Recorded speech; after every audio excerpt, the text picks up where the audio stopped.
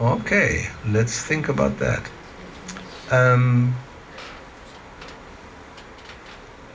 Prabhupada translates sadhu as saintly person. Now who is a saintly person? Actually, in Bhagavad Gita, everything actually, if we look at it, there's everything in Bhagavad Gita. In verse 930, I believe, maybe, hopefully, Krishna talks about sadhu. He uses the word sadhu. And the definition he gives, bhajate mam ananyabhak sadhu eva samantavya. And this is, bhajate, proper translates engaged in devotional service. Bhajan, worship. Mam, Krishna says, who is engaged in service to me or who worships me. And now comes a very important part, Ananya Bhak. Ananya means not other, or without deviation, focused. Sadhu, a saint, one who engages in devotional service without deviation. Ananya Bhak. That is a sadhu, a saint. That's a simple definition. So one has to be accepted as sadhu, as you pointed out in Western society or even in India, people take whoever has a long beard and maybe even a dress like this, and maybe a stick, and a water pot and an iPhone. That is a sadhu. Oh, you will be so. You're going to Google Images and you look for sadhus from India. They all have an iPhone. Nowadays, you have donations. Well, who knows? Maybe they go online. Amazon. You can get one. Anyway, so no, the definition that Krishna is giving, one should be a devotee of Krishna, of the Lord, Vishnu, Ram, Bhagavan, the Supreme Lord. Then that person is considered a sadhu.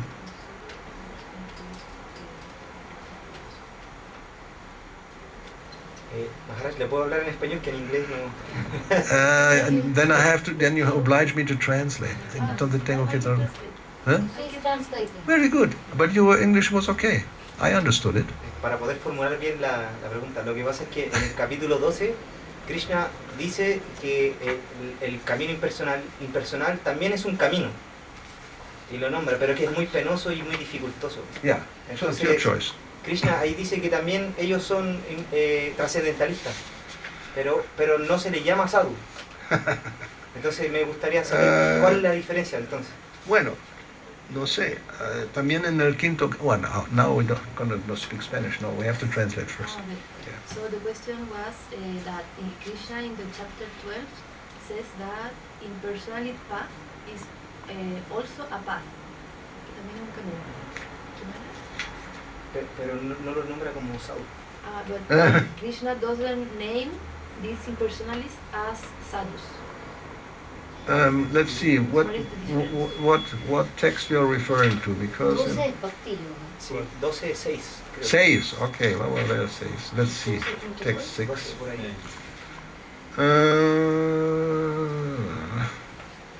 Doesn't look like.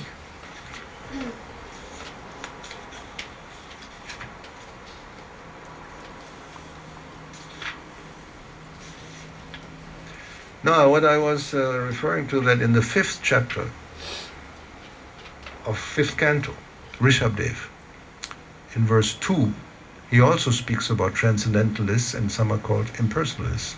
I mean, even, let's consider verse 7:4, I think. There's different stages of what is called transcendentalist or perfection even. Like, Manushyanam sahasreshu kaschit yatati siddhaye. Right? Siddhaye means perfection.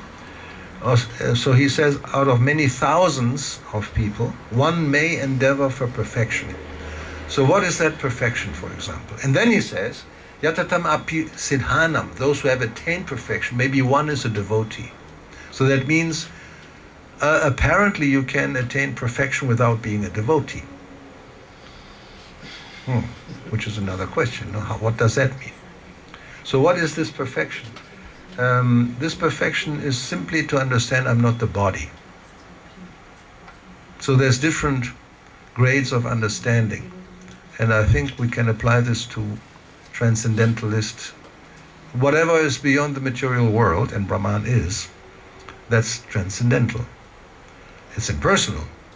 There's different, we have, as Bhagavatam says, there are three aspects to transcendence. It's a non-dual substance in one sense, but there are three aspects. Brahman, Brahmati, Paramatmati, Bhagavaniti, Shabdyate. So there's Brahman, Paramatma, and Bhagavan. But it's ultimately, they're all connected. Brahman, what is it? It's Krishna's effulgence. So it's transcendental. And perfection can be achieved if one comes to that stage, because it's beyond the material world. But it's not the highest perfection.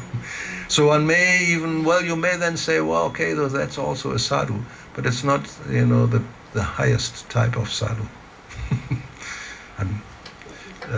Otherwise we would have to do a little research. If there is, how the different definitions go when sadhu is talked about. But as I said in Bhagavad Gita, Krishna says, Bhajate mamananya bhak sadhu eva samandavya. The person who is fixed in my service without deviation, that is considered to be a sadhu. Yeah. We can just accept that as a definition, I think. There may be something else. Then we have to speak of a lower grade sadhu and a higher grade sadhu. Well, even amongst devotees we have this. And people sometimes, what is a devotee? Well, there are even devotees of bad character, right? Because Kapila Dev speaks about it in the third canto. That type of devotee is called a prakrita bhakta. It's a bhakta, but it's like, materialistic devotee. It's possible. It's not like, how you say, mutually exclusive. That somebody who is a devotee cannot be simultaneously materialistic. He can be, but he's not. And then Prabhupada uses the name, he's not a very high grade devotee. But devotee in that sense means somebody who accepts that there is a supreme person, God. He's not a Mayavadi. So that's a devotee. I mean, even anybody from any type of faith, what we call a faith, other traditions, if they accept there's a supreme personality, God, he's a person, he's the creator, he's the maintainer, the controller, that's a devotee. Maybe not a very, then what about his character? Well, that's the point.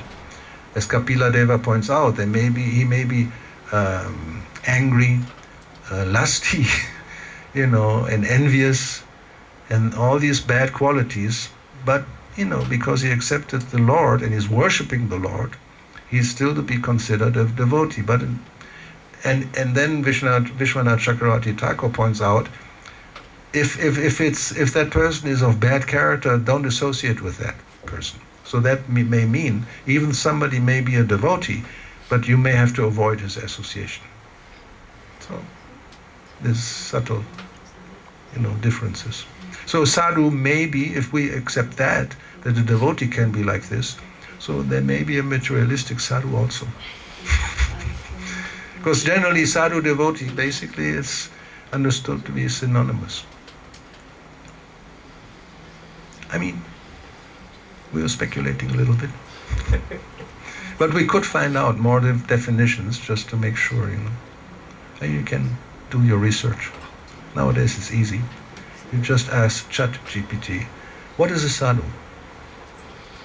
I don't have internet here, but if we ask the question, we can find out. It would be interesting. Is it easy to get online here? Yes, I'll try my Just as an experiment, we're going to ask, what is a sadhu? And we'll get a definition. I have ChatGPT here. Yeah, ask the question. Should I prompt him? What is a sadhu? But should I prompt ChatGPT based on the Bhagavad Gita as it is? No. Just let's see what he says. He knows. Yeah, he knows what to do, exactly. No, but He's- what if he takes the information from Wikipedia? We don't know. Let's see what he Okay, says. what is a sadhu? What is a sadhu?